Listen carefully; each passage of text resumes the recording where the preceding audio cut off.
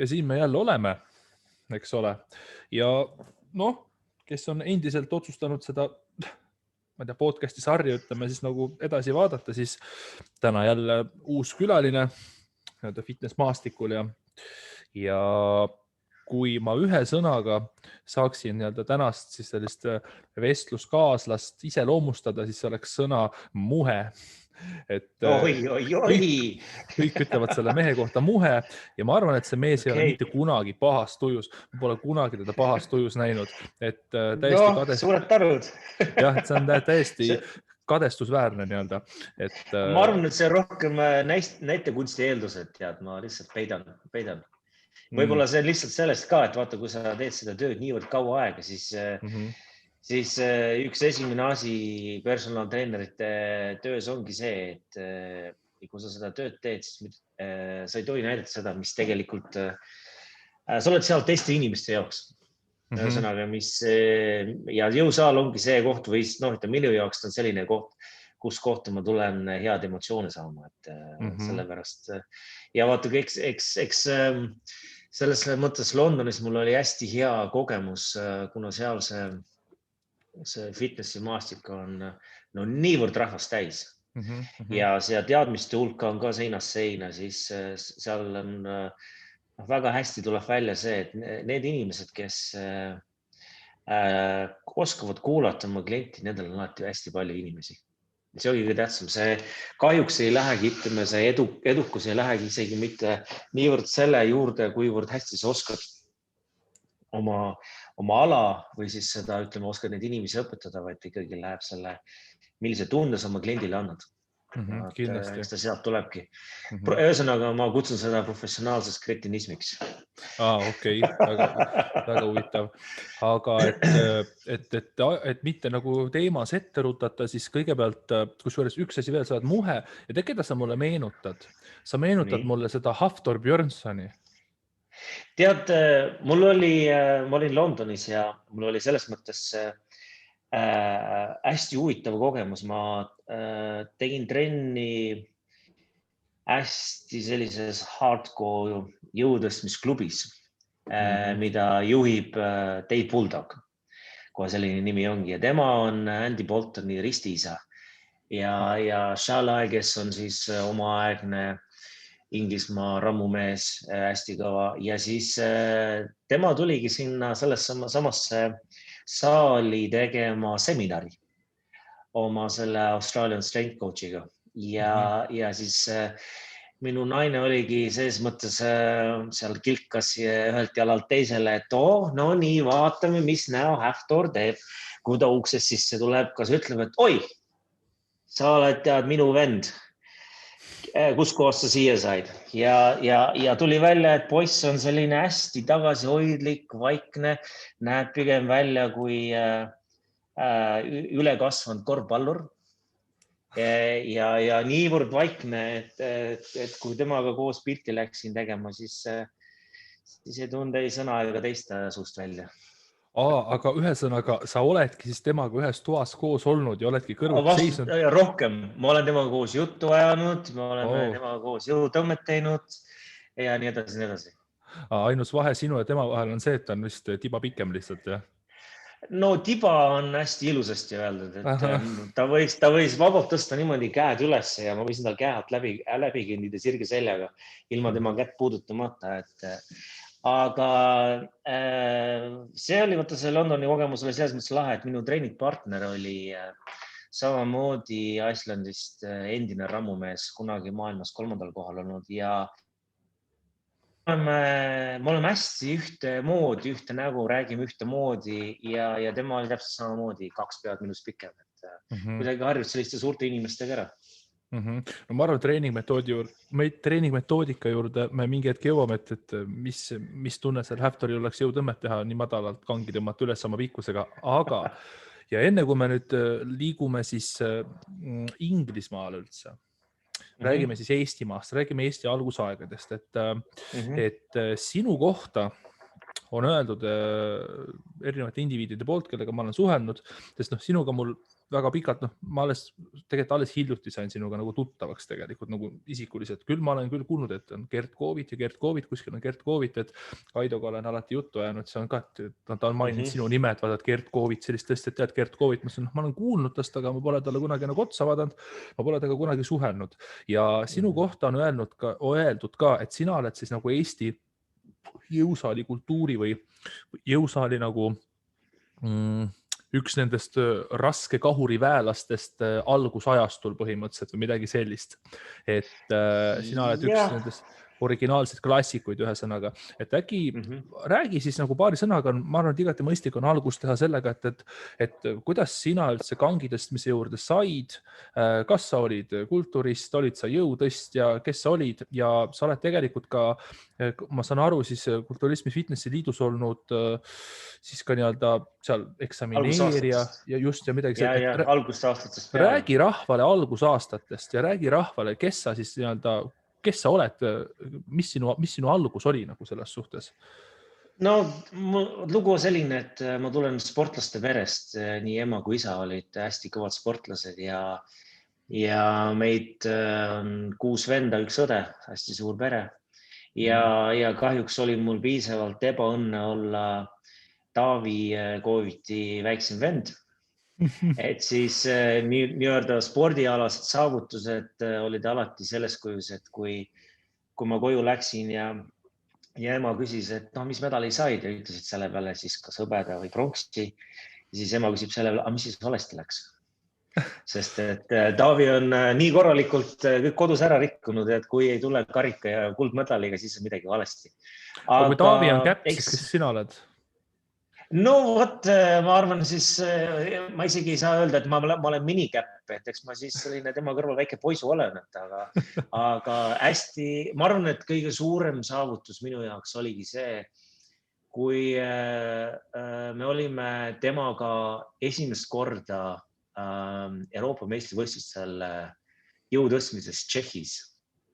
Ja Taavi on alati kogu aeg olnud meist kõige tugevam ja selles mõttes me oleme alati talle kogu aeg alt üles vaadanud. Ja see oli esimene kord, kus ma nägin, et ta on tõsiselt uhke selle üle, mis ma seal suutsin korda saata ja see oli minu jaoks üks hästi suuri saavutus, eriti kui isegi keskkooli ajast ja poisid minu klassis räägivad, et kuule, kas sa tead, kui palju Taavi jaksab lõuga tõmmata? et see on selline nagu hästi tore saavutus ja meie pere kohta nii palju, et me hoiame hästi kõvasti kokku ja see jõutõstmise juurde me omal ajal nagu jõudsingi niimoodi, et mu väike vend hakkas sellega tegelema kõigepealt. Väike vendas, kes tegelikult on minust nüüd suurem. Ja siis me avastasime, et tollel ajal ma olin juba Londonis, et see oleks üks selline spordiala, mida me saaksime koos teha. Ja kuna sinna oli alati abimehi ka juurde vaja, siis lõpuks oli niimoodi, et meil oli seal 4-5 Koovitit laua taga aitamas ja see oli selline muutus pereürituseks ja sealt see asi nagu edasi läks, aga kui ma nüüd siia tagasi tulen selle jõusaali asja juurde, siis vaata see tugev olemine, eks olen kogu aeg olnud juba isast saati selline minu salaeesmärk. Ja see on midagi sellist, mida ma olen alati arvanud, et meist peab tugev olema või ütleme minu enda seisukohast. See on midagi, mida ma alati teistes imetlen. Ja eks ta sealt siis tuleb ja loogiline oli sealt edasi siis ka kehakultuuri minna ja meie olime veel esimene lend kehakultuuris, kes õppis siis kulturismi. Et meie olime selle ala nagu algatajad seal ja minu esimene saal oli Tartus, Livonia, mis oli selline huvitav saal. Kõik masinad olid ise tehtud kohaliku meistrite käe järgi, ühesõnaga nad olid sellised kipakad ja kapakad, aga meil olid ääretult lahedad treenerid ja see kogu see saal seisiski üleval just tänu sellele, et see õhkkond oli selline pereõhkkond ja kõik olid hästi kõvad fännid ja sealt nagu oligi selline selge pilt, et head saali ei tee mitte masinad, vaid hea saali teeb selle õhkkonna, loovad need treenerid, need inimesed, kes seal töötavad. et kui sa tuled saali sisse ja sul on seal see naeratav nägu vastas, kes tekitab juba sellise tunde, et sa tahad trenni teha, sul lähevad mured meelest ära vähemalt tunniks ajast, kui sa selles saalis oled. Ja ta annab sulle mingisuguse teistsuguse eesmärgi selle halli elu kõrval, mis meil tavaliselt on, et okei, et peame tööle minema, eks ole, ja seal on kodus on veel toda ja siis on veel poest läbi käia ja mida me täna õhtul sööme. Et sul on see väike vabaduse hetk seal vahel, kus keegi mõtleb sinuga koos ja aitab sul võib-olla saavutada sinu unistust, mis siis iganes sa ei ole, kas siis saada tugevamaks või saada pepupunni või noh, mis seal, eks ole, me tegeleme kõiksuguste asjadega. Ja vaat sealt Tartust alates ma nagu see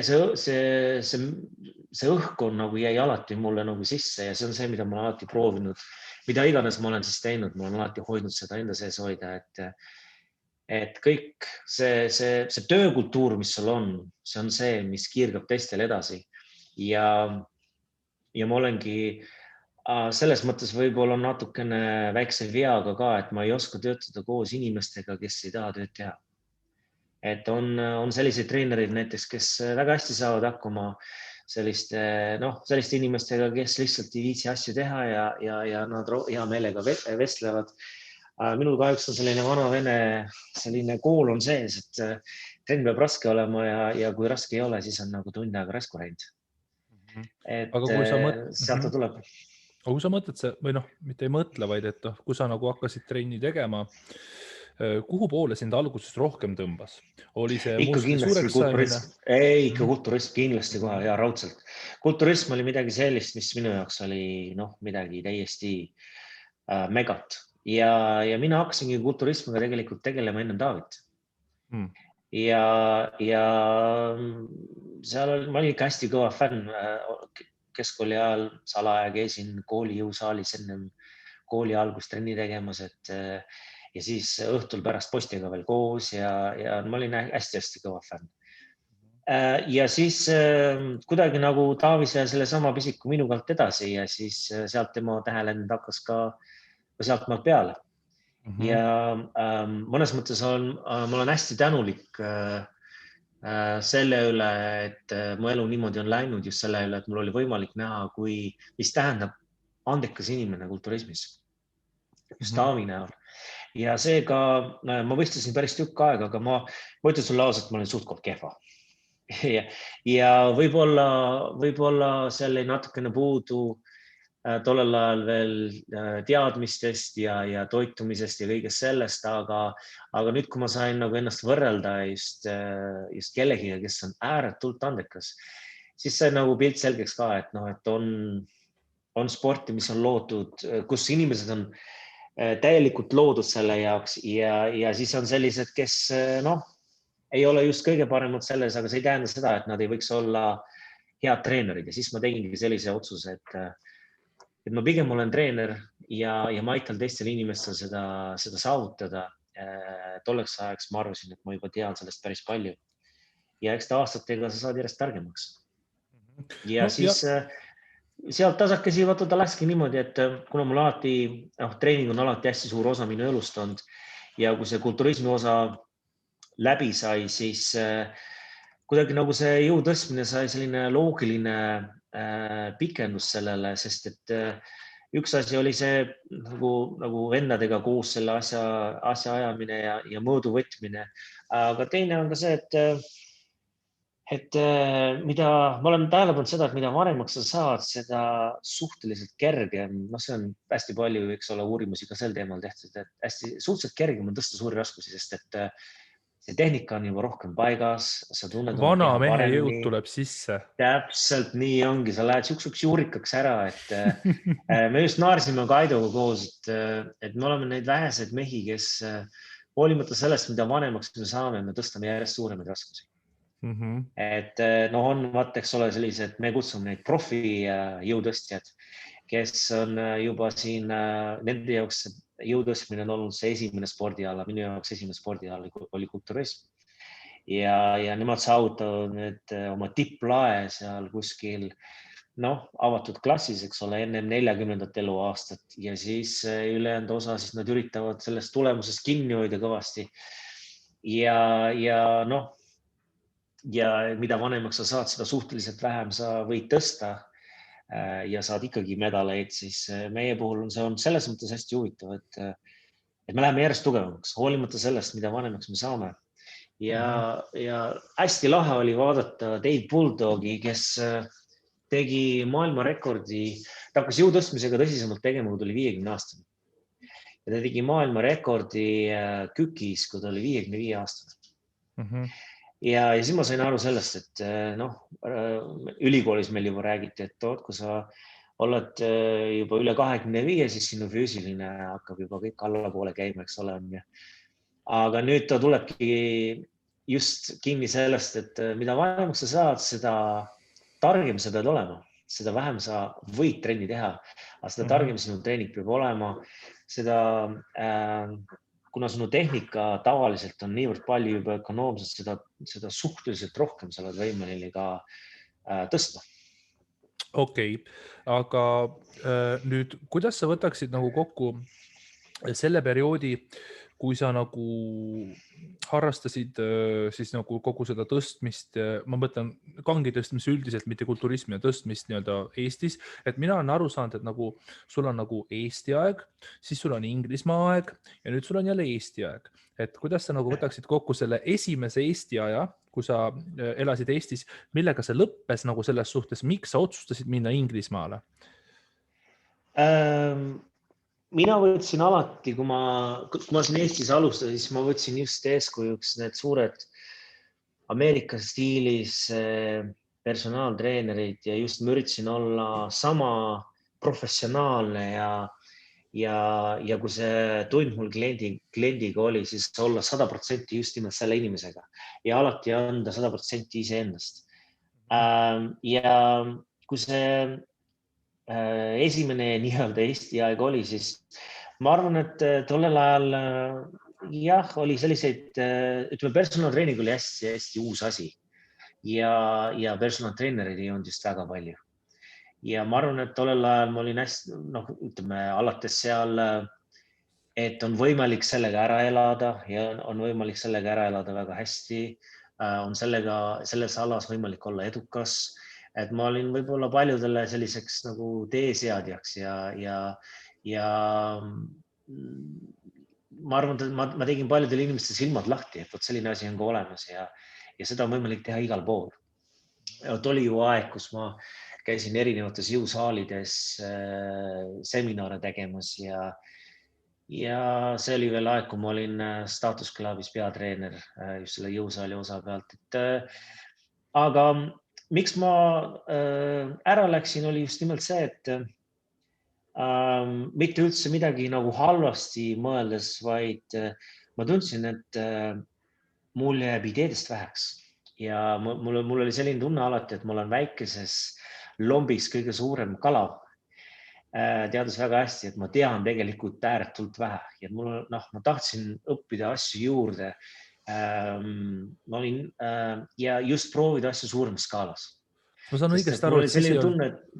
Kas ma saan aru, et siis... Ma olin sellises kohas, kus ma tundsin, et mul ei ole Eestis võimalik rohkem midagi saavutada. Aga siis ei olnud internetti ka vist, internetis ei olnud ka... Ei, mitte väga. Vot just see oligi, et sul oli teadmiste janu ja sa tahtsid minna nii-öelda, sa soovid seda teadmist juurde. Sa läksidki üle siis nagu üle mere, eks ole, seda otsima. Ma pean sulle ausalt ütlema, et tegelikult ju interneti oli küll olemas ja ma mäletan, kuidas me olime veel Frediga koos seal Statuses ja Fred on alati, ma vaatan Fredile alati alt ülesse. Ta on selline professor juba tollel ajal, tema seal uuris asju sellest igivanast arvutist ja ma ütlen sulle ausalt, ma olen piisavalt laisk, et mul lihtsalt sellist nagu tahtmist ei olnud ja ma tahtsin asju kergemini kätte saada ja ma teadsin, et kui mind panna situatsiooni, kus koos muud moodi ei saa, siis just see minek kuskile mujale pani mul jalad korralikult käima. Et minu jaoks oli hästi suur selline silmaringi laiendaja. Aga sa just selle pärast läksidki sinna? No jah, Eks seal oli palju asju, seal oli tollel ajal me tegime veel Arctic Spordi ja seal me läksime omavahel tülli ja siis see nagu andis sellise viimase sellise lükke aga ma olin nagu tõsiselt, ma tahtsin nagu sellist keskkonnavahetust ja kõige suurem just asi oligi see, et ma enda meelest tundsin, et inimesed, treenerid ka nagu joonduvad minu järgi ja mul ei ole neil midagi uud anda. Ja see tunne, et ma jään vanaks, olgugi, et tollel ajal mul ma ei olnud ju mingisugust vanust veel, minu jaoks nii hirmutav, et ma ei suutnud seda nagu niimoodi rahulikult vastu võtta ja ma olin sellist tahtmist täis, et ma tahan proovida midagi muud. Kui sa nüüd jõudsid Inglismaale, kas see keskkond, kuhu sa läksid, oli totaalselt teistsugune, oli sul mingi vau-faktor ka või said sa üldse aru, mis toimub seal, et kas see oli väga erinev võrreldes Eestiga? See oli nüüd tükk aega tagasi, eks ole, me räägime 15 aastat tagasi ja mina töötasin ju sellist, ma olin nii ära helitatud, küll see olla võib. Ma töötasin Status Clubis, kus oli mega merevaade, ma olin Albatrossis, mis on nüüd endine see Pirita, eks ole. Mere ääres kõik, siis Arctic Sport ka ilusad, see vaade välja, eks ole. Ja minu esimene saal Londonis oli 3 meetri sügavuses keldris, selline suur must urgas, ääretult depressiivne. Kui ma tollel ajal veel sinna jõudsin, siis minu inglise keel oli niivõrd vallatult hea, et ma pidin panema peaaegu nina vastu ekraani, kui ma telekast uudiseid vaatasin ja ma sain pooltest asjadest aru. Ühesõnaga, see oli ääretult kehva. Aga kui sa oled tahtmist täis, sa saad kõigest jagu. Algus oli hästi raske. Ma enda mõttes pakkisin kotti tagasi tulemiseks iga päev. Ja mõtlesin, et see on täitsa võimatu. Ja kõige suurem šokk ongi selles, et sa saad aru, kui sportlik tegelikult Eesti rahvas on. Me oleme ääretult sportlikud ja nüüd tagasi tulles ma näen, et me oleme veel sportlikumaks läinud. Ja see meie maailmavaade on ikkagi hoopis teistsugune heas mõttes, sest et meil selline trennis käimine või kas või vabas õhus olemine on niivõrd elementaarne ja see on osa meie elust, et seda ei kujuta ilma selleta ettegi. Ja siis sattudes suurde linna, kus sul on võimalik kuude kaupa veeta oma elu niimoodi, et sa sisuliselt väljas üldse ei olegi. Sa lihtsalt lähed metroost office'isse ja office'ist metroosse tagasi ja siis lähed pubisse ja siis ärkadki järgmine hommik kusagil. Ja ütleme, see alkoholi tarbimine on võrreldes eestlastega palju suurem seal. Ütleme, inglastel on ju see pubikultuur. Selline, et see on nende elutoa pikendus, et see on nende jaoks hoopis teistsugune. Selline alkoholi tarbimine on täitsa normaalne osa nende elust. Meil on pigem see selline, et okei, lähme paneme kräu, eks ole, ja siis päev on rahu ja siis hakkab tasaks jälle sügelema, aga seal ikka pannakse kräu ikka iga õhtu. Et kui näiteks inimene tööle ei tule sellepärast, et tal on pohmell, siis see on täiesti normaalne. Keegi isegi ei tõsta kulmi üles, et see on nii käibki. Ja teine asi, mis oli, mida ma ei oodanud, oli see, kui tugeva hariduse tegelikult Tartu Ülikool mulle andis. Sest et ma läksin sinna, hoolimata sellest, et alguses oli raske minust. Esimesel aastal tehti jõusaali treenerite vahel võistlus, uute treenerite vahel. Ja ma töötasin tollel ajal LF Fitnessis, mis on üks suurimad jõusaali kette üle kogu Inglismaa. Ja ma tulin Ameerika ka vist üle maailma vist äkki või? Ja ta on üle maailma ka, aga see oli nüüd tehtud Inglismaa üle nagu Inglismaa ja ma sellel võistlusel tulin 3. kõige paremaks uueks personal treeneriks. Mille järgi seda mõõdeti? Seal oli kas siis klientide feedback ja siis treenerite vaheline selline, no ühesõnaga ta oli suht-koht subjektiivne, et seal ei tehtud ei eksamid ega testi ega midagi sellist, vaid lihtsalt ja muidugi see, kui hästi sa hakkama said. Sest et Inglismaa stiil on ikkagi selline, et noh, et sa lähed jõusaali ja sa hakkad maksma kohe jõusaali renti, mis on suhteliselt kõrge ja sa pead oma kliendid ise vaatama ja konkurents on ääretult kõva. Et noh, näiteks kui me võtame Revalspordi, siis sellise suurusega saalis on kusagil 45 personal treenerit, kes kõik võitlevad omavahel klientide pärast ja ütleme, noh, ma julgen selle siin välja higata, et see keskmine kuurent on kuskil üle 1000 naela. Et see on see raha, mis sa pead kuus kokku saama. Aga see tasu, mida siis nagu makstakse, see on, ma eeldan, et on ka kõrgem, et kas ta ikkagi, teda saab vaadata proportsionaalsena? Ta on tegelikult üks ühele sellega, number on sama, mida ütleme Eestis küsitakse, ta on kuskil seal 45–55 vahel mältes siis. Aga klienti on vist ka nagu rohkem, et sa vist seal ikkagi teed selliseid täispäevas. Noh, nüüd ma oskan seda võrrelda, seda meie hetkeseisu, et seal kliente on ääretult palju. Et noh, et kui sa oled ikkagi enam-vähem okei ja sa tead, mida sa teed ja sinu treeningud on huvitavad, siis no kuskil 1,5 aastaga sa saad korraliku äri püsti. Et seal on nagu probleem. Ma arvan, et Eestis selle peale läheb kuskil 2 korda nii palju, kuna inimesi on lihtsalt niivõrd palju vähem. Ja nõudlus on teistsugune. Sõltub muidugi, eks ole, millist treeningut, mis hinnaga ja nii edasi. Aga noh, ma ütlen, kui ma võrdlen niimoodi laias laastus, siis see on midagi sellist. Ja muidugi, eks seal kohalikud personaltreenerid olid alguses suhteliselt kadedad ka, et noh, kuidas sa seda teed, kuidas sa toda teed, sest et näiteks täiesti tavaline asi on personaltreener teeb koolituse läbi ja ta ei tea, kuidas kükki teha, ta ei tea, kuidas jõutõmmet teha, ta ei tea, kuidas lammatussurumist teha, küll aga ta teab, kuidas kõikide nende trossidega igasugused imelikke huvitavad harjutusi teha. Et noh, et selline nagu baaskoolitus, elementaarsed asjad, väljast ja kuidas see käib, tehnika, kuidas sa oma inimest hoiad tervena, et ta saab järgmine trenn ka sinu juurde tulla. Selliseid teadmisi lihtsalt ei ole või siis inimesed ei saa sellest aru ja see oli täitsa minu jaoks selline üllatav.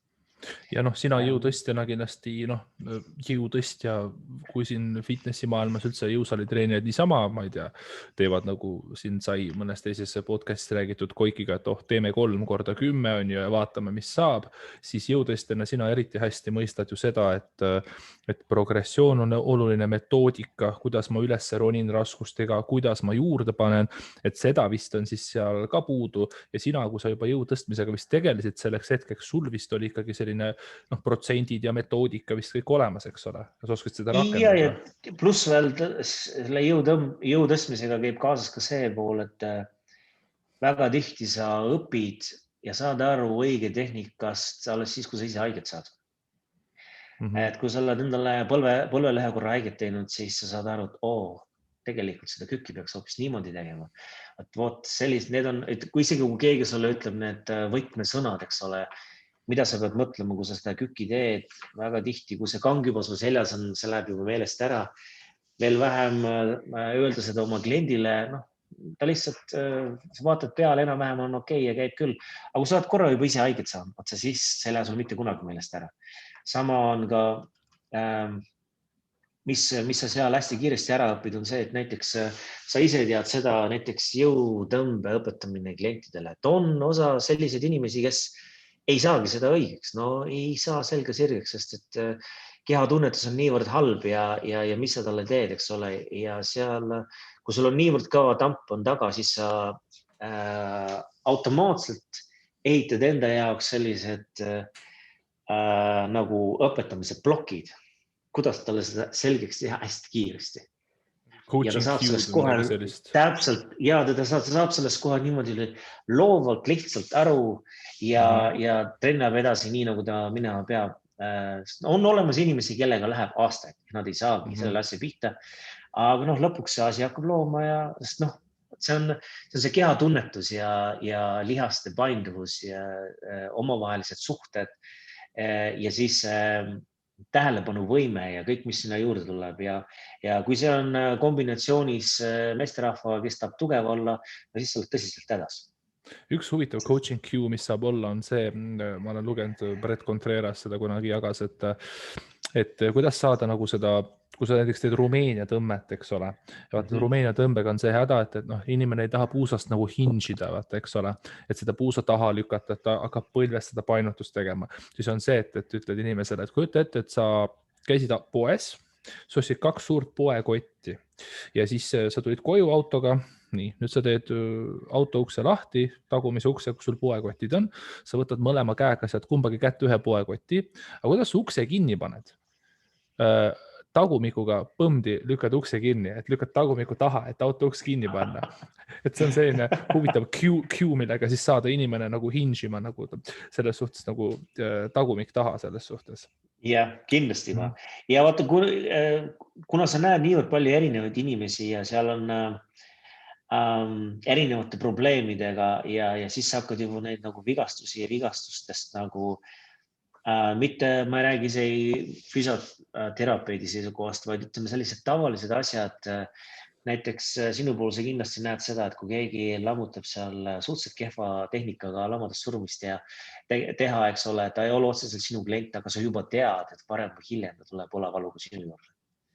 Ja sa juba tead ennem seda, kui ta sinu juurde tuleb, sa juba tead, mida sa talle ütlema pead või siis kuidas sa teda aidata saad. Et kõik siuksed asjad ja vot see on see, mis alati need inimesed sinu juurde ka tagasi toob, et sa oskad neile neid vahendeid öelda, sest et kõige lihtsam asi ongi see, et kui keegi on mingisuguse liigesega või lihasega on hädas ja ta on selline tõsine trennis käia, siis esimene asi, mida ma tavaliselt vaatan, ongi see, kuidas erinevad harjutusi teed. Sest väga tihti just see sama liiges ongi see, mis jääb teele ette. Et ta ei kasuta oma keha õieti, see biomehaanika on natukene paigast ära ja seal on tegemist ülekoormusega või siis on seal tegemist treeningkava on lihtsalt niivõrd kehvasti kokku pandud, et see üks sama liiges saab väga kõvasti vatti. See on suuresti see liikumismustri nagu dubleerimine ka, et toome näiteks, et keegi teeb kükki, siis ta kütab peale jõutõmmet, eks ole, ja siis järgmine päev kütab peale seda bent over road, eks ole, lülisammas saab pauku ja väga hea näide, mis ma hiljuti ühe inimesega kokku puutusingi, küsis nõu, et ütles, et mul nagu üldse nagu ei arene see surumise nagu piirkond, kõik see lihaskond, mis surumisega on nagu seotud. Ja siis ma küsisin, kuidas sa treenid siis? Ja tüüp ütleski, mul on rinnapäev, siis ma surun rinnalt, nii, siis mul mingi hetk tuleb õlapäev, siis ma surun õlga ja siis mul nagu nädala lõpus tuleb kätepäev ka ja siis ma surun kitsalt kangi rinnalt. Justkui 3 erinevat harjutust, aga kõik sa paugutad läbi õlaliigese, kõik sa paugutad läbi delta eesmise pea, mis on ühine nimetaja nende harjutuste puhul. Ja pole ime, et sul see asi, et sa nagu niisugust overloadi, kurat, sul saab see delta eesmine, et nagu pane ühele päevale kokku või lükka rohkem isoleeritud asja sisse, et nii kõvad pauku saab. Vaata, see on hea treeneri märk, kes oskab nagu seda juba vaadata ja sa oskad nagu laiemalt küsida, et mis seal siis nagu veel toimub. Aga vahel on ka selline asi, et näiteks seesama tüüp, sa näed, et ta teeb lamadest surumist sedasi, et tal on õlad ei ole fikseeritud vastu pinki, ta on kergelt pingist lahti, see tähendab seda, et kogu see raskus istub nende õlgade peal. Järgmine päev ta teeb selga. Sa näed seda, et ta teeb neid allatõmbeid niimoodi, et need õlad on täpselt samamoodi sellest õigest asendist väljas, nad on natuke rohkem eespool. Kolmandal päeval ta teeb sul seal biitsepsit, jällegi rühti ei ole paigas, õlad on ees, eks ole, see biitsepsi pikk õlus sikutab nii, et vähe ei ole ja sealt see õlavalu tulebki. Et kui sa vaatad treeningkava, et treeningkavas nagu ei olekski midagi viga, et kõik on nagu okei. Aga kui sa hakkad sellisi nagu füsioloogiliselt vaatama, et mida ta siis nüüd siis teeb, ja siis on näha, et see üks sama liiges kogu aeg kompenseerib, et see, kuna see keskosa seljast ei tööta, siis ta kompenseerib seda kõikide muude lihastega selle ümber. Ja kui sa lähed nüüd sinna, eks ole, kas jõutõstmisesse või sa lähed, eks ole, kulturismi või sa lähed biotantsu või kuhu iganes, eks ole, sa ei saa kuskile jõuda, kui sul on vigastus kallal ja see hakkabki sellest samast mehest pealt, või siis tüdrukust, eks ole, et kui ta nüüd saab aru, et okei, ma tegin midagi valesti, see on see koht, kus kohas see treener tuleb mängu, et me kõik oskame internetist neid harjutusi vaadata ja seal on miljon treeningkava, eks ole, mis kõik lubavad tähti taevast alla, aga just see, et sa oskad iseennast kõrvalt näha ja aru saada sellest, et äkki ma teen midagi valesti, mitte äkki, vaid ma teen midagi valesti, sest mul on mingisugune häda kallal.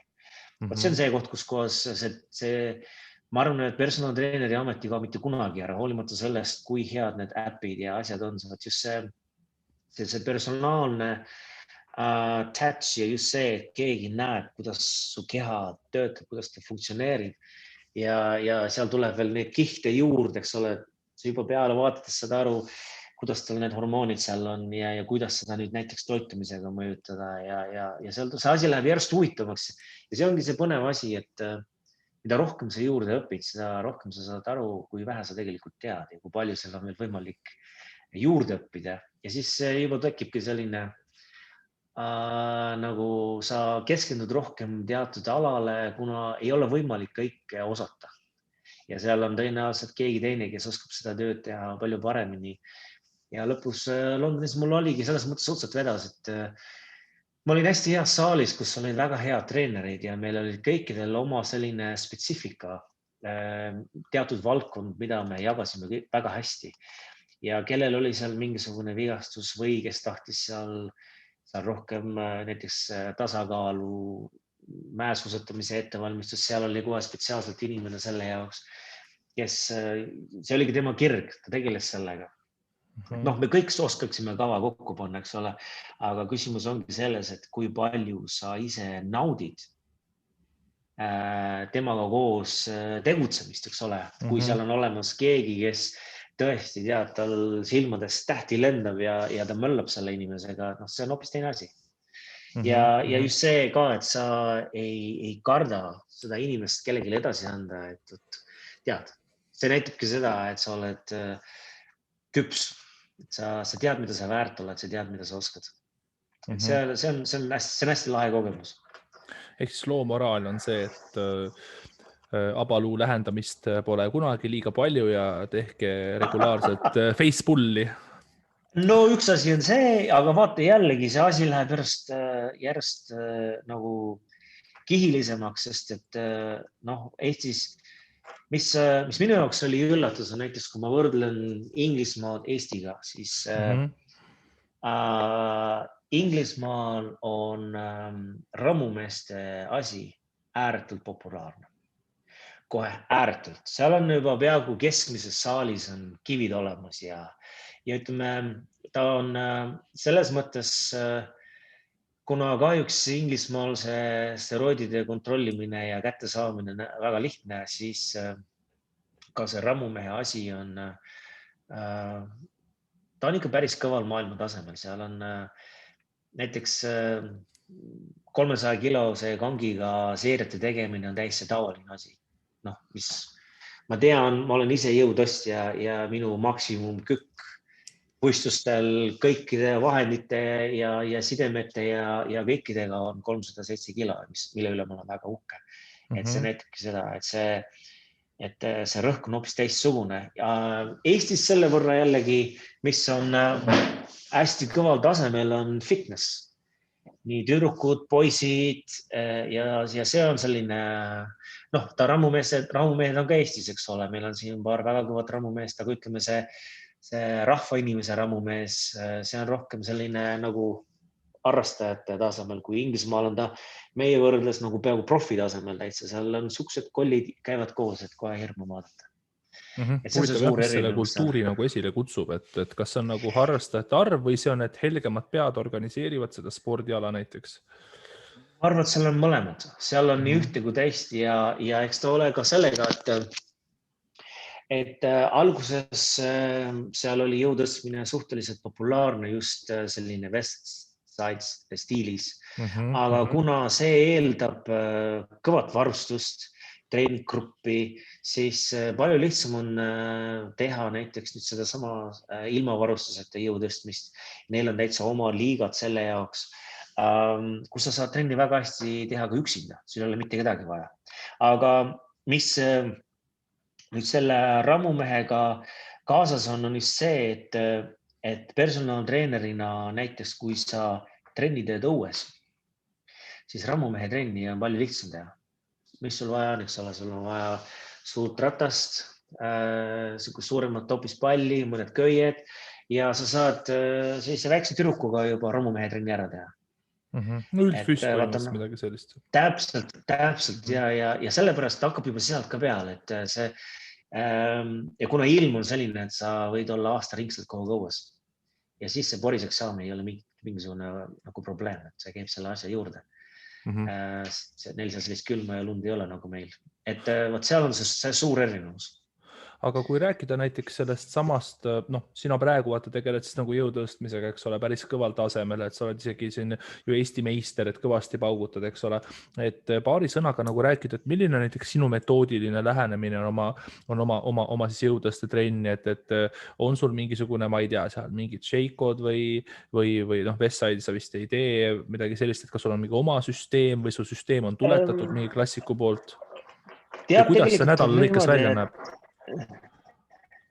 Et ma olen hästi palju asju alguses ise avastanud ja leiutanud ja kunagi omal ajal enda meelest ma leiutasin täiesti oma treeningkava, mida ma arvasin, mida keegi kunagi kasutanud ei ole. Mul oli võimalik seda 2 jõutõstja poisi peal siin Eestis kasutada. Mõlemad olid ääretult edukad ja selle sama metoodikaga ma suutsin augu pähe rääkida ühele poisile Londonis, õigemini ta on nüüd meesterahvas, peaaegu minu vanune, kes hetkel hoiab Euroopa meistritiitlit nii kogu summas kui ka kõige suuremas kükis oma kaalukategoorias. Aga see on juba pigem selline, kuna aga ta on pigem just selline, et ta on nagu hästi personaalne ja ta on arvestatud just välja selle tõstja maksimum tulemuste järgi, kus kohas ta täpselt olema peab, kuidas ta jooksma peab. Ja mis sellega kaasas käib, on see, et seda programmi on hästi raske teha iseendale. Et kuna ma olen ääretult auahne ja ma ei oska endale piire peale panna, siis see oli üks põhjusi, miks ma omal ajal läksin Dave Bulldogi juurde. Ma olin oma kükiga hädas ja siis tema nagu suhtumine, tema treening oli minu jaoks selliseks suureks nagu silmade avajaks, sest et tollel ajal minu arusaam oli selline, et kui sa oled jõutõstja ja sa tahad tugevaks saada, siis sa üritad ikkagi pingutada kõikidest harjutusest maksimumi. Et okei, see kükk oli, eks ole, põhiharjutus, sinna juurde võib-olla tuleb jalapress, sinna vaatame, kui palju me sinna ketted saame peale panna, eks ole, siis teeme jalasirutajat ette või midagi sellist, vaatame, kui palju masin kannatab ja siis teeme tagareit ja midagi sellist. Ja väga tihti ma olin kogu aeg vigastustega hädas, siis esimene asi, mis tema tegi, oli see, et sa annad 300% oma põhiharjutuses ja kõik teised harjutused, raskus on suhteliselt madal, kordused on kõrged, 15, 20, isegi 25 ja puhkepaus on nagu kulturismis, et ta on vastupidi. Jõutõstmine liigub nüüd kulturismi poole ja kulturism tasakesi liigub jõutõstmise poole. Et seda on hästi tore näha, et need on 2 ala, mis omavahel on nii läbi põimunud ja kui seda ala puhtalt teha, kas siis jõutõstmist või siis kulturismi või siis fitnessi, siis nad on nii omavahel koos, et kui sa vaatad näiteks neid tipp-fitnessi tüdrukuid, mida nad teevad, neil on jõutõstmistsükkel sees, nad teevad seal raskeid 4-seid kükke, teevad jõutõmmet ja kõike sükust asja, mis 5 aastat tagasi oleks mõelnud, milleks seda vaja on, ei ole vaja. Aga kui sa vaatad, kuidas need tüdrukud on arenenud, kuidas nende jalad, selg on hoopis teise kujuga, keskos on täpselt samamoodi peenikene nagu te ikka mäletad, kui kui meile alati öelda sellist asja, et oi fitnessi trükkud ei tohiks jõutõmmet teha, see teeb keskosa jämedaks ja sama on ka netikaalutud kangitõmmetega, et oot, meil on vaja laiu õlgu ja pisikesi neid puusi, et ärme seda harjutust tee. Seda ma mäletan ise ka, et kunagi oli ka, et üks fitness-sportlane tegi jõusaalis nagu harjutusi niimoodi, et ta tegi kükki otse nii, et nagu jalad on nagu otse ette suunatud, et põlvi välja poole ei tulnud. Kõik pidi nagu läbi sagitaaltelje käima, et nii kui mul põlved on nagu välja suunatud, nii mul hakkab keskkoht laiaks minema, et mul nagu treener ütles nagu mida iganes, mille arvelt see keskkoht sul jämedaks läheb, mida sa ajad nagu, mis sul vaagen hakkab laiemaks kasvama või milline see lihas on, mis su puusa laiaks teeb nagu elementaarne nagu. Ja see on selles mõttes, seda on hästi tore näha, et kõik see asi läheb tagasi just nende samade alustalade juurde, mis on need kõige tähtsamad harjutused ja kui sa tahad ikkagi keha muuta, siis sa pead neid harjutusi kasutama. Kuidas sa neid kasutad, kui raskelt sa neid teed, eks ole, see on nüüd individuaalne ja sõltub selle inimese erinevate lihaste ja andekusest, kuidas nad reageerivad koormusele, aga nad on kõik seal sees ja see teeb selle elu niivõrd huvitavaks. Mind huvitab selline asi ka, et tegelikult, et see on huvitav, et sa ütlesid, et miks just see jõutõstmise liigutused ja see nagu selline, just see jõu poole metoodika nagu näiteks võib aidata mõnda fitnessi sportlast nagu edasi minna, on see näiteks see, et sa võid lihtsalt nagu, kui sa hakkad ühele lihasele keskenduma isoleerituna või mingit masinat või kaablit ülemäära tegema, sa ei kaasa seda motoorset ühikut või seda neuroloogilist komponenti nii palju, et sa muutud nagu võib-olla veits nagu laisaks ja keha ei saa nii palju vunki, et vahepeal ongi kogu keha vaja nagu tööle tõmmata selles suhtes. Täpselt. Pluss veel see teine osa on see, et näiteks meeste puhul me üritame kas saada kuivemaks või me tahame näiteks lihast juurde panna. Noh, eks ole, kükk, jõutõmme.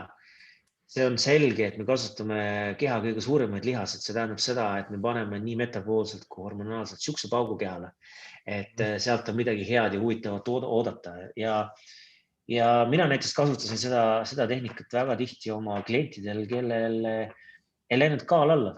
Nii mehed kui naised, kui ikkagi kaal alla ei läinud, siis vahel oli niimoodi, et ma tegin 3 jalatrenni järjest. Et ma kasutasin seda jalatrenni just nimelt selleks, et panna see keha tööle, anna talle see šokk ja siis las see keha tegutseb ise edasi. Et ma olen selliseid päris huvitavaid ja segaseid asju kasutanud omal ajal. Ja nad tõid tulemuse. Nii kaua sa kasutad erinevaid harjutusi ja sa just vaatad seda keha kui tervikuna, et seal on kõik see hormonaalne süsteem ja seal on see ainevahetussüsteem ja miks ta on selline ja kuidas ma saan seda käima panna ja sinna tuleb juurde nüüd ka see inimese mentaalne seis, et kas ta kannatab seda, kas ta peab sellel vastu, kui kõvasti seda tahab. Ja me ei räägi siin üldse mitte tippsportlastest, vaid see võib olla lihtsalt selline jõusaalis käiv tegelane ja tahab olla heas vormis ja ta on peaaegu sinna saamas ja sul ongi valik, et kas ta nüüd panete sinna nälgima, eks ole, ja sa saad kripsujuku sealt välja või siis vastupidi, tema eesmärk on näha välja selline, et tal on lihased, ta on terve, ta jaksab asju teha, ta on fit. See tee on hoopis teistsugune siis ja meie kui treenerid, seal on tõesti niimoodi, et sa võid ühe sama tulemuse saavutada läbi 100 erineva tee. Kõik on õiged, aga just ongi see, et millest sa tunned ennast ise mugavalt, et sa oskad teda juhatada, teine asi, mis sobib just sellele kliendile või siis sellele inimesele, selle sportlasele kõige õigemini, mis paneb tal need asjad käima. Ja teine asi, just see, mis sa ütlesid, et kui on tegemist hästi sellist isoleeritud harjutustega, ongi just nimelt see, et ta on see vaim jääb nagu nüriks, eks ole, et mul kaob see vaimu ja lihase omavaheline side ära, et ma lihtsalt teen need monotoonselt, eriti just kulturismis ja selles fitnessis on see, kui sa seal dieedi peal veel oled ja oi, mul on 3 seljaharjutust veel, eks ole, okei, lähme lühime nad ära. Aga kui sinna vahele tuleb siis midagi sellist, kus sa tõesti pead ennast kokku võtma ja sa ei mõtle nüüd spetsiifiliselt ühe lihase peale, vaid ta on aastapeeni. Ta peab liikuma siit sinnani. Ja lõpptulemuseks ongi see, et kui sa oled selle kas jõutõmme või küki korralikult ära teinud, siis sa tõesti tunned, kuidas sa jalad on tööd teinud või tagumik on tööd teinud ja kogu see treening muutub teistsuguseks. Et see on hästi huvitav, see on hästi huvitav. No see on jah huvitav, et nagu ühelt poolt ongi see, vaata, et treenerite puhul on see, et igal treeneril on oma nagu tööriistakast, mida ta kasutab ja see on nagu, on olemas nagu selline mudel, vaata, et väga paljud treenerid on need teadus. Teadus ei anna sulle nagu kõiki vastuseid, teadus võib sulle anda mingil määral selle know-how, aga tegelikult nagu see ideaalse treeneri mudel on 3 tahust peaks koosnema. Number 1 on jah, et ta oleks teadus põhine, et on läbi testitud, eks ole. Number 2 on siis see, et on treeneri isiklik intuitsioon, mida ta antud hetkel kasutab, et treener enda meisterlikkus. Ja 3 on siis kliendi soovid, et treener peab vaieldamatult langetama teatud hetkel mingisuguseid otsuseid. Teadus annab talle sisendi, aga treener peab olema see, kes selle otsuse nagu vastu võtab ja mingit tööriista teatud viisil kasutab. Ja me ei saa üle ega ümber sellest, et kliendi soove tuleb ka arvesse võtta. Ehk siis kui klient tahab teatud viisi, siis sa just ei saa talle öelda, et ei, ma nüüd üldse sulle niimoodi ei tee, vaid mingisugune kompromiss tuleb leida. Et tuleb leida kompromiss, mida ta täpselt tahab, aga samal ajal anda talle siis nagu sama palju ka seda, mis nagu toimib selles mõttes. Mina olen alati seda vaadanud niimoodi, et kui see klient tuleb spetsiifilise asjaga, et mina tahan seda teha, siis minu esimene küsimus on, miks sa seda tahad. Et kas me räägime spetsiifilisest harjutusest või me räägime spetsiifilisest lihasest ja nii kaua, kui kaua sellel on loogika taga. Eks ole, me võime selle kava selle peale ehitada, aga kui ma tõesti näen, et sellel asjal ta on niivõrd paigast ära, kui üldse olla saab, siis ma tavaliselt lihtsalt seletan, et mis selle taga on, et mida see tegelikult siis tähendab. Ja siis ma küsin uuesti nii, et küsin nüüd minu käest uuesti, kas sa ikka tahad seda? Ma olen öelnud seda, et siin eelmises saates ka, et kui inimene midagi tahab teha, eks ole, siis kirjuta mulle 2 A4 esseed, miks seda teha tahad ja kui sa seda oled võimeline tegema, siis sa võid seda teha. Täpselt. Ja minul oli jälle teine kogemus ka, kus ma nõustasin hästi palju personaaltreenereid Londonis ja väga tihti tuldi minu juurde sellega, et siin on see artikkel, mis spetsiifiliselt põhjendab teatud osa sellest treeningmetoodikast. Ja kui sa seda loed, sellel treeningmetoodikal ei ole absoluutselt mitte mingisugust mõtet. Kuna ta on võetud sellisest suuremast pildist ja ta on selle suure pildi üks tillukene väikene osa, et kui ta selles suures pildis sees on, ta on täiesti õigel ajal, õiges kohas, kõik on loogiline, aga kuna nüüd kellelegi on see meeldinud väga, see idee, ta on selle väikse nupukese sealt nüüd välja võtnud ja sellest kirjutanud eraldi jutu. Ja siis tullakse minu juurde. Cherry pick.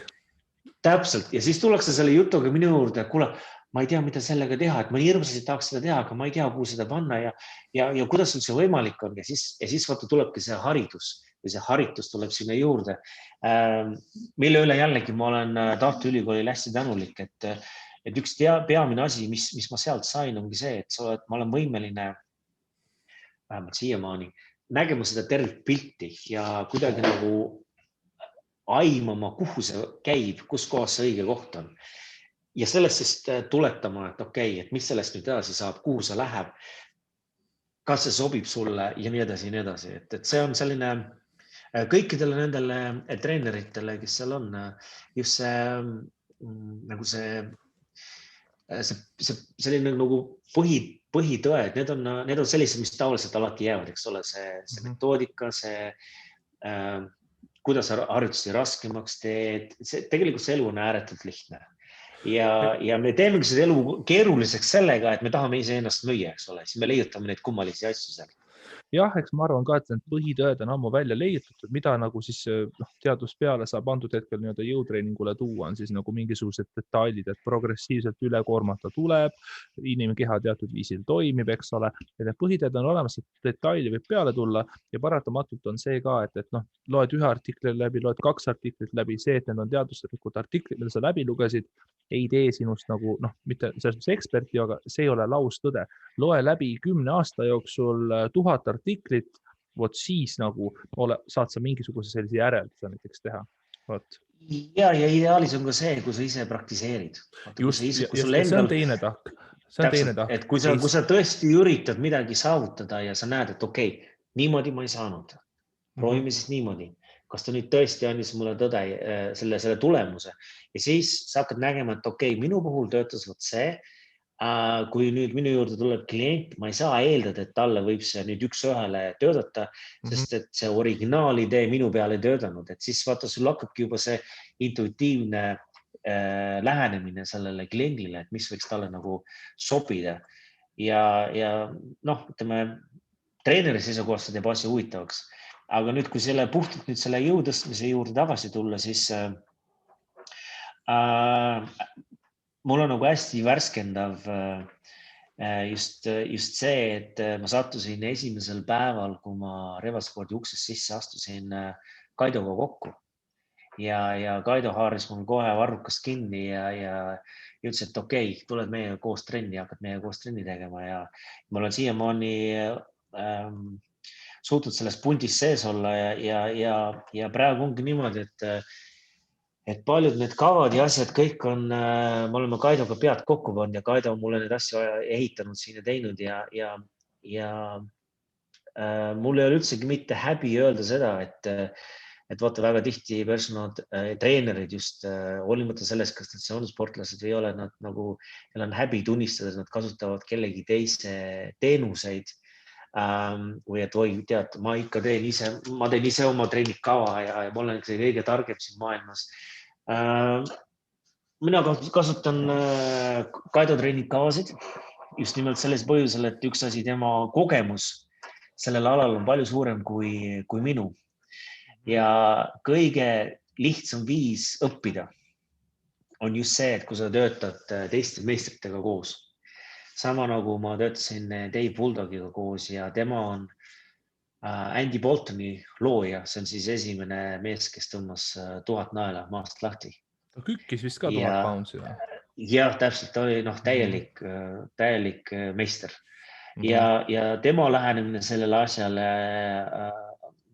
see on täiesti üllatav, kuidas mees, kes esiteks ta näeb ääretult hirmutav välja, aga teine asi on see, et ta näeb välja selline, et sa ei oskakski isegi mitte eeldada, et ta on täielik professor. Ta teab kõige viimaseid trende, kes, kus ja tema puhul on täpselt sama asi, mis mind üllatas, on see, et kogu aeg võtab ühendust erinevate treeneritega, kes milleski hiilgavad ja laseb neil teha endale treeningkavasid, katsetab neid, üritab neid ja ta saab nagu kohe sellest ise selle aru saama, et kas see töötab, kuidas see töötab. Sest minu puhul, mida mina olen aru saanud, mis minu puhul just jõutõstmises on raske olnud, on see, et minu taust on kulturism. See tähendab seda, et kui on kükitrenn, eks ole, siis minu alateaduses see tähendab jalatrenni.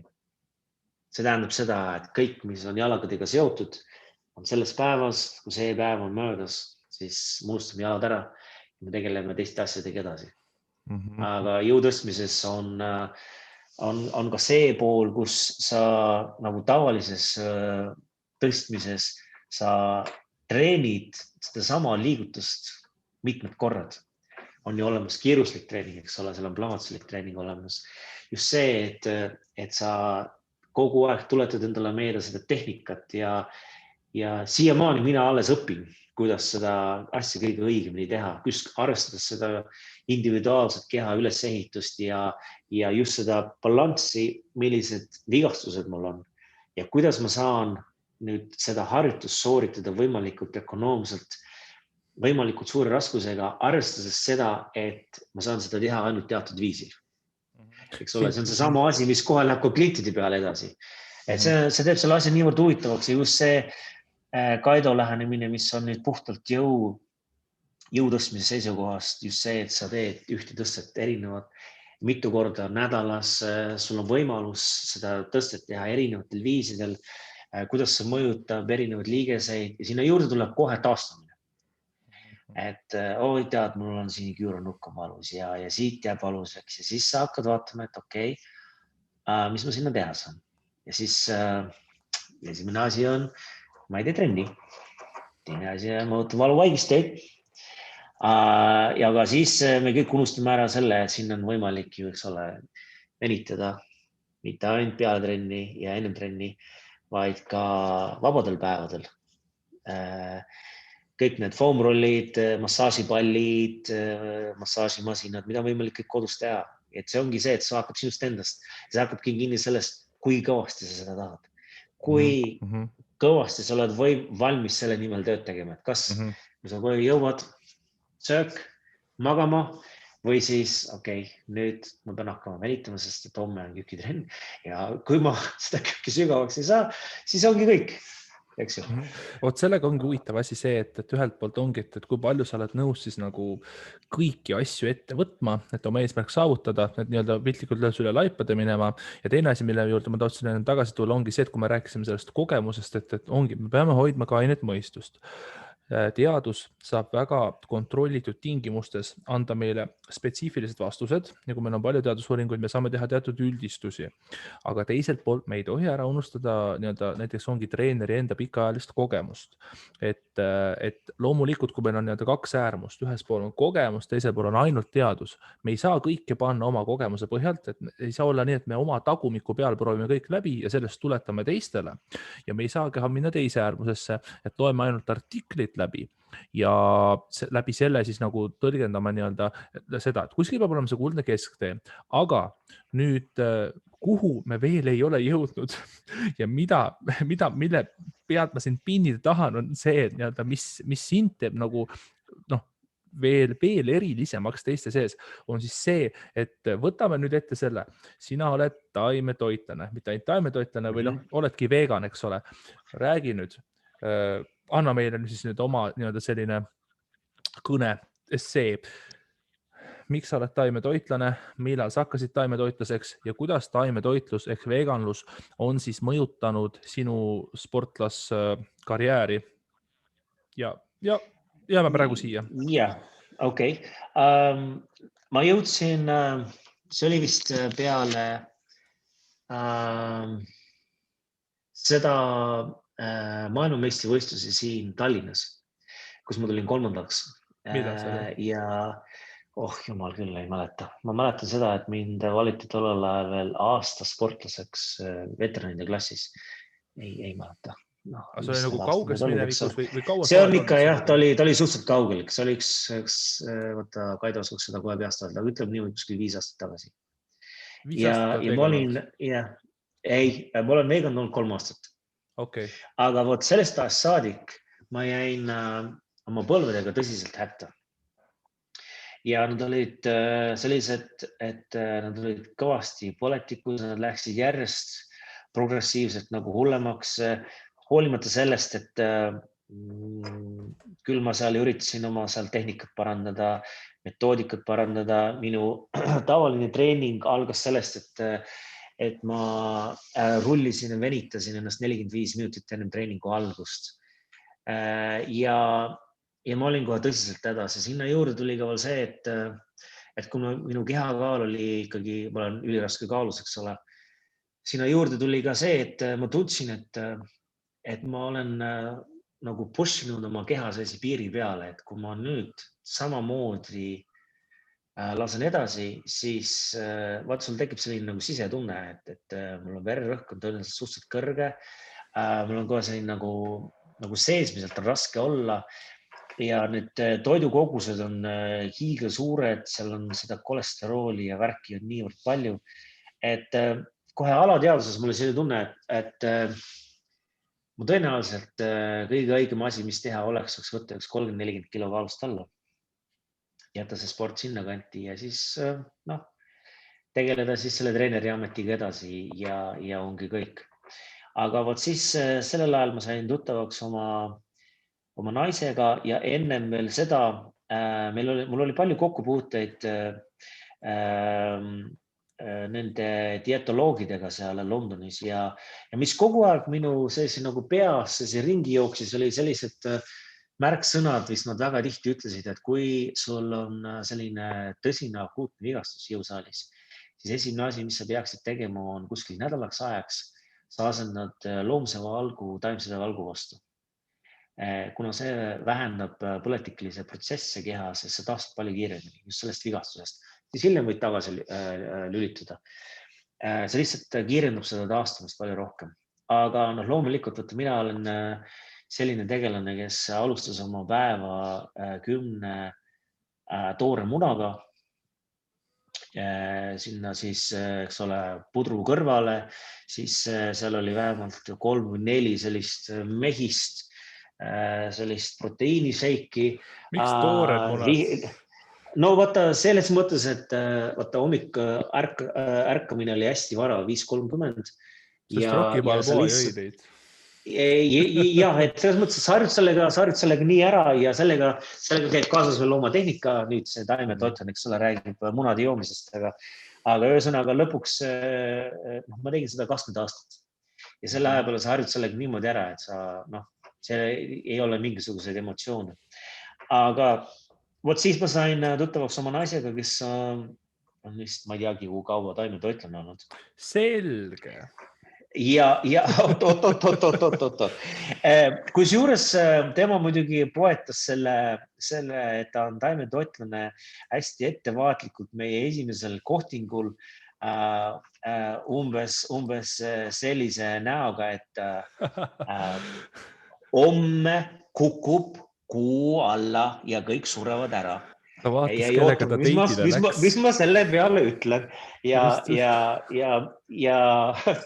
selle peale alguses ma ei osanud nagu midagi öelda, okei, mis seal ikka taimetoitlane, olgugi, et ma tõin ta kõige paremasse steigirestorani esimesele kohtingule ja siis mõtlesin, miks ta midagi ei söö, eks ole, siis ma sain aru küll. Aga siis me nagu esimene asi, mis ma talle ütlesin, et mina lihast alla ei anna, mina jään alati liha sööma, sest et mees peab liha saama. Aga siis ta hakkas nagu naised ikka sealt tasaksid seletama, et kuuled sa nüüd vaata, selline lugu.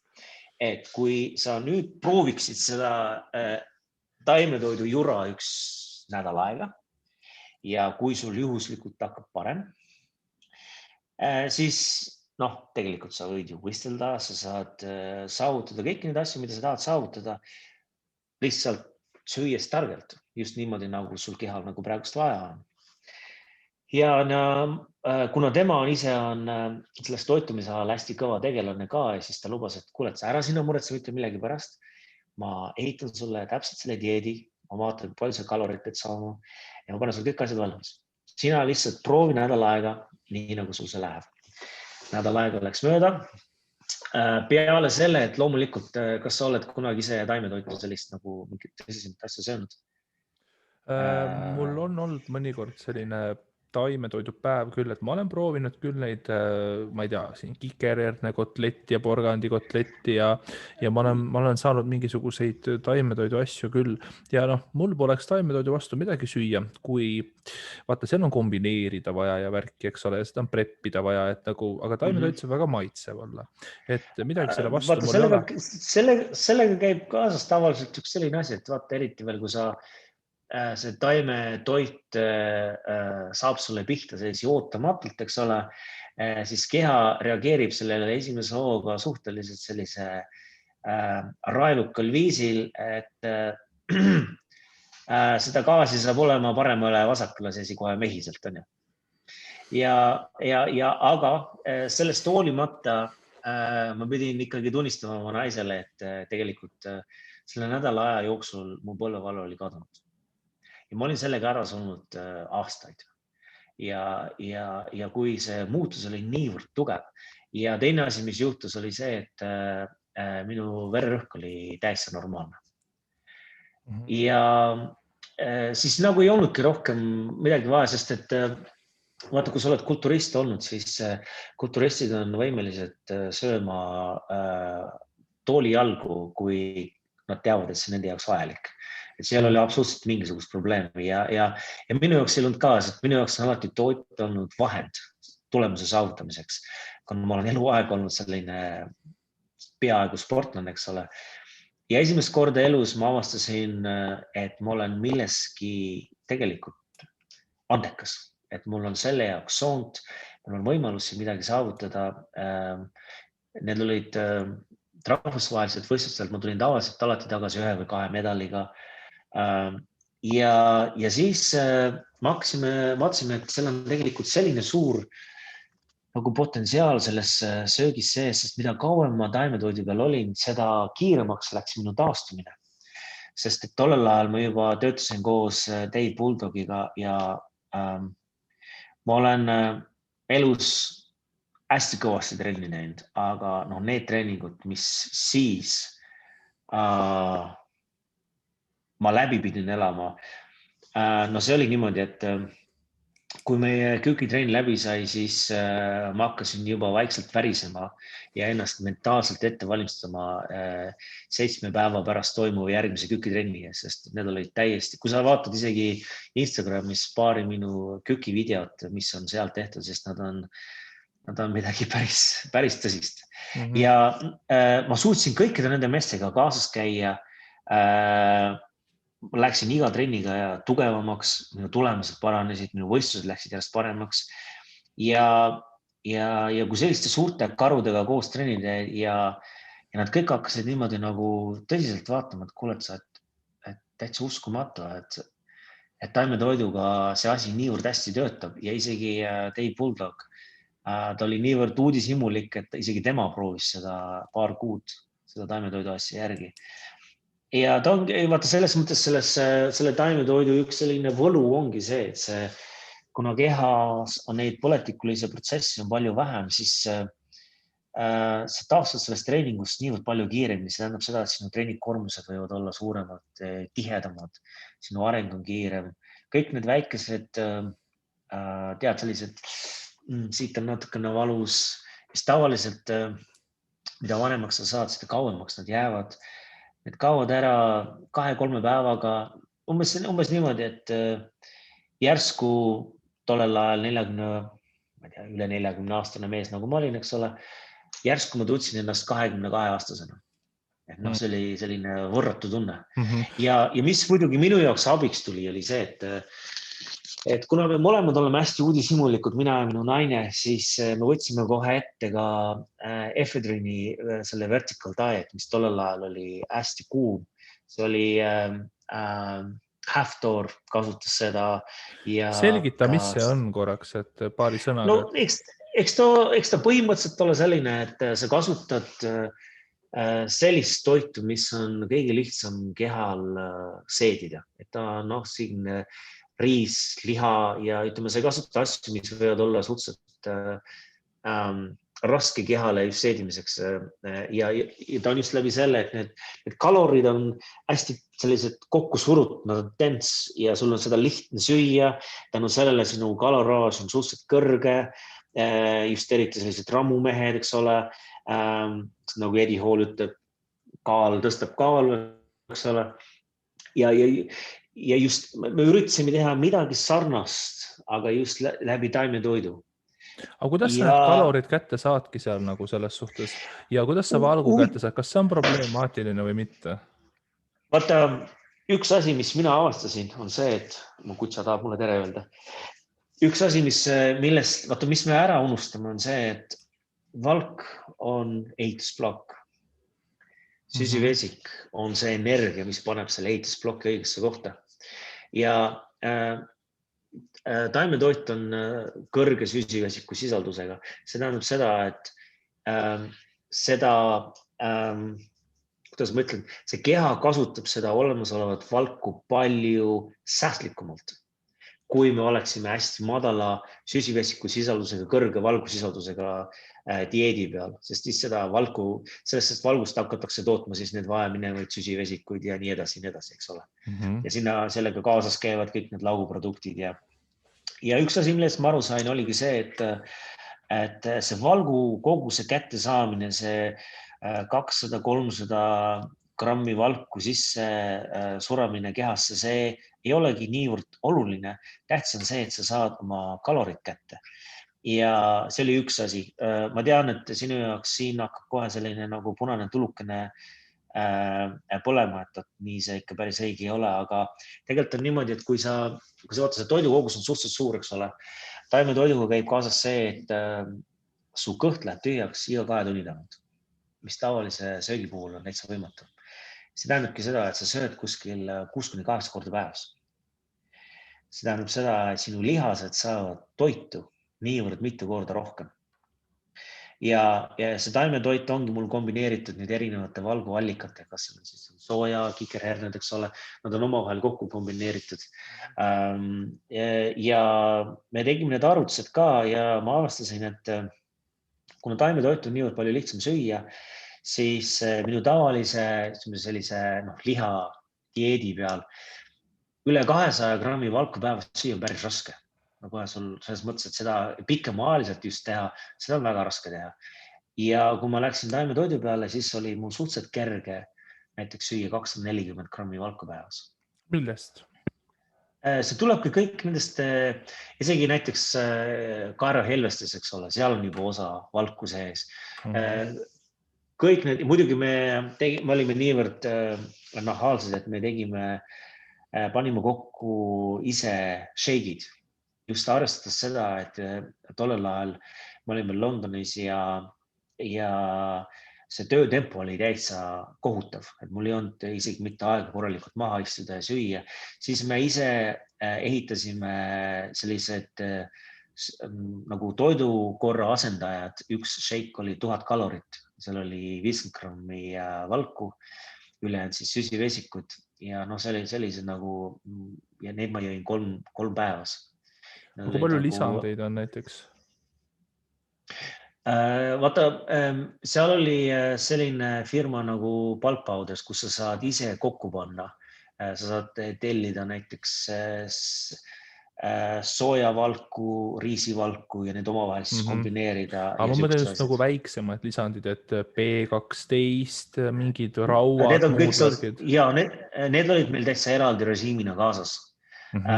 Ja paljud neist olid vedelal kujul, isegi praegu me kasutame neid, sest et ta imeldab siis nagu paremini.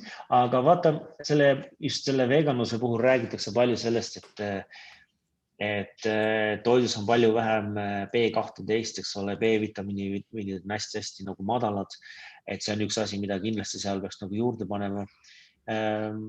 Vaata, kui sa tuled just nagu kulturismis, siis sa oled harjunud sellega, et sa pead neid lisaasju sinna juurde panema nagunii.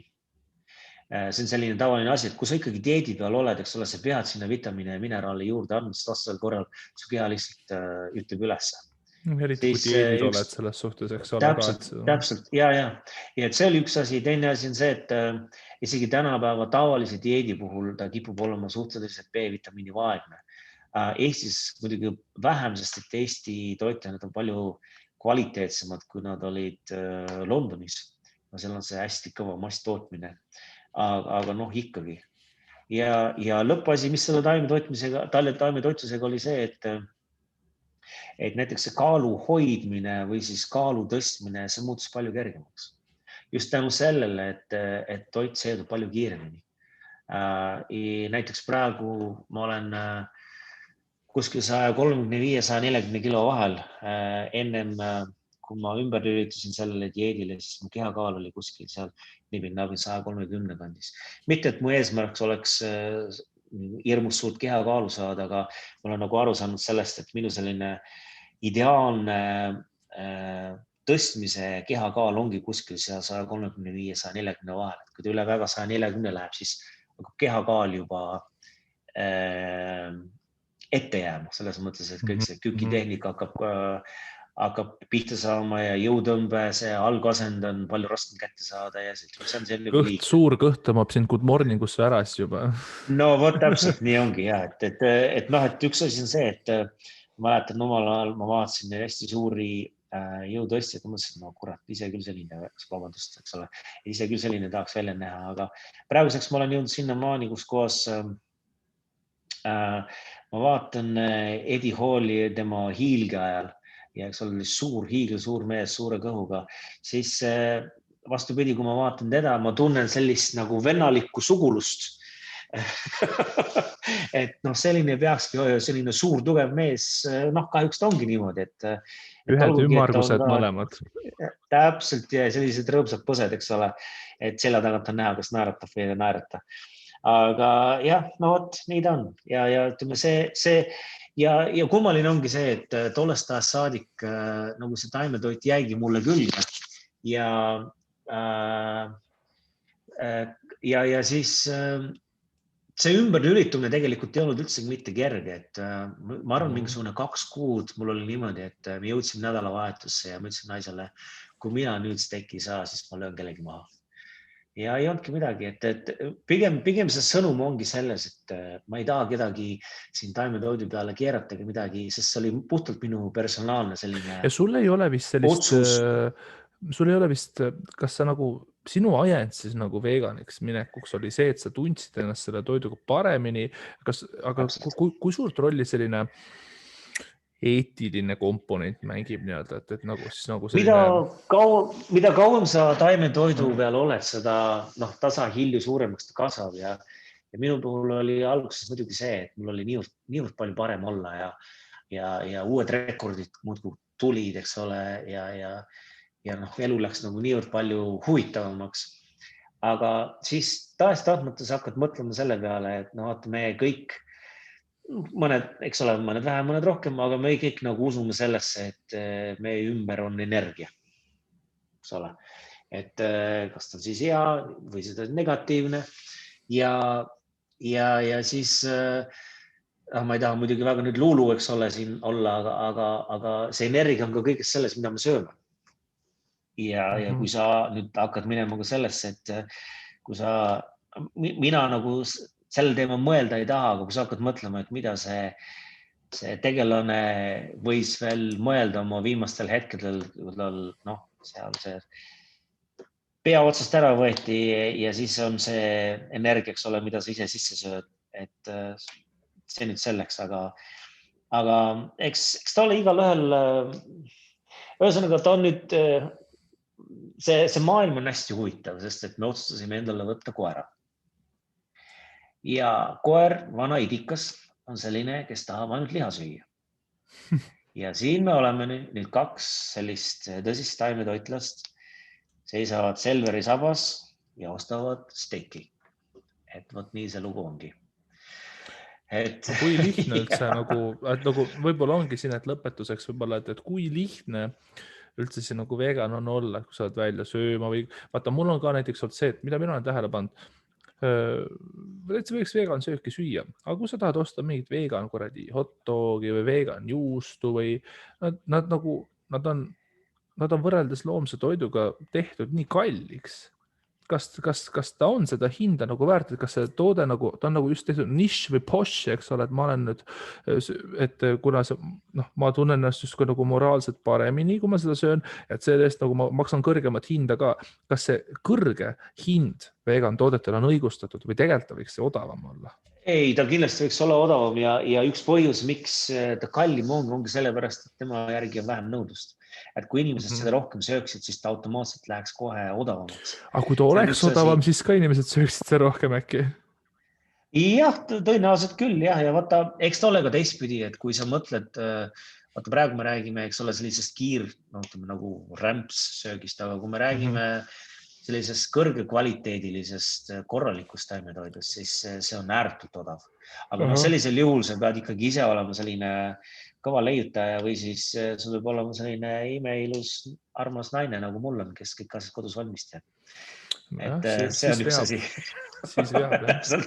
Mul on ääretult vedanud ja selles mõttes elu ongi niivõrd huvitav. Nüüd, kui me siia Eestisse tagasi tulime, siis eriti veel seda teha minu eas ja ma panin ikkagi 15-aastase äri seisma ja ma alustan täiesti nullist. Et peab olema ikkagi väga vapper naine, et tulla kaasa riiki, kus ta ei saa ei keelest aru. Olgugi, et ma enda meelest me oleme suhteliselt saksapärased, et naine on sakslane, et sellele ta tõenäoliselt on natukene kergem, aga vaata, elu peab huvitav olema. Selles mõttes me elame seda ainult ühe korra ja ma seda just ütlesingi, et kui ma vaatan tagasi minu kogemusele Inglismaal, siis see kogemus, ma tõesti tunnen, et mu silmad läksid lahti. Ühtepidi ma õppisin hästi palju juurde ja teistpidi ma tean seda, mis meie kui eestlased väärt oleme, just see, et millised me oleme ja kui ikkagi erilised me oleme. Ja see on midagi, millest peab kinni hoidma ja selle üle peab uhke olema heas mõttes. Noh, mis ma oskan öelda? Ma ei eksinud, kui ma 1,5 tundi tagasi ütlesin sulle, et sa oled muhe.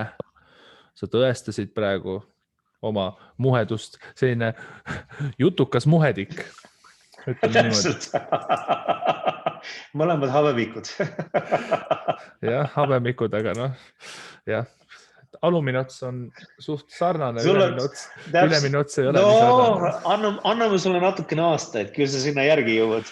Jah, never. Jääb ära. Vot, kuule, aga selge. Mina arvan, et see oli väga huvitav jutuajamine. Ma loodan, et rahvas kuulab. Jah, selles mõttes, et läks täitsa hästi, et täitsa paremini kui moodsad. Ma ei teadnud, et sul tegelikult nii sügav põhi on, et sa selliste klassikute või selliste kuulsustega oled koos olnud, et sa oled nagu selliseid asju teinud, et see on tõesti silmi avav, et õppisin oluliselt rohkem sind praegu tundma ka selles suhtes, et mis seal ikka. Küll me näeme saalis. Jah, just näeme saalis. Kõike head. Okei, davai, teeme otsad kokku.